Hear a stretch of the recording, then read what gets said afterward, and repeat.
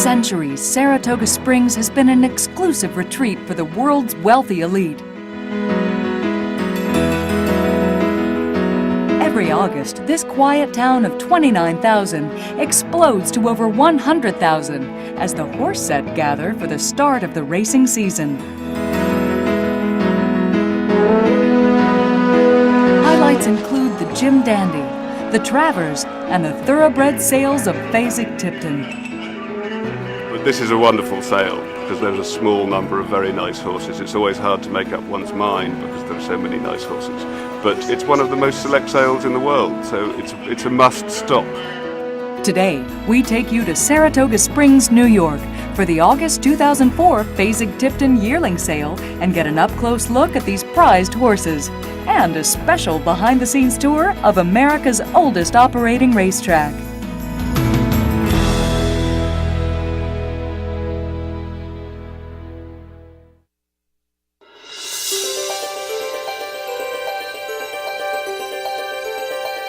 Well, we're up on the roof of the press box. Not too many people ever get up here. It's a great shot of the course. Also a great place to look at some of the architecture. Really classic examples of Adirondack architecture. This would be the only really major wooden sports facility still left.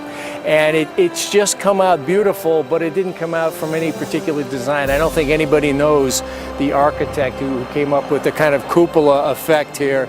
That is really the architectural trademark of Saratoga, the old slate roofs. And the facility has been changed and expanded. It's hard to say what was the original track and where is the new track. It's all kind of grown and evolved over the years.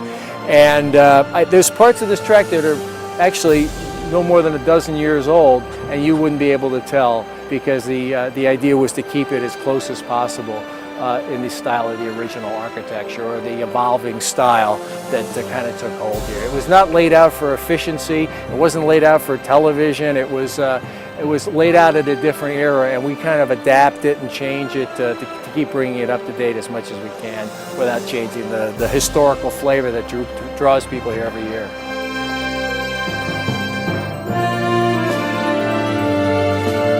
A bird's eye view of the starting gate, lining up for one of our premier races, the Jim Dandy Stakes, named for a horse that beat the Triple Crown winner Gallant Fox in the 1930, I believe it was, Travers, at odds of 100-1.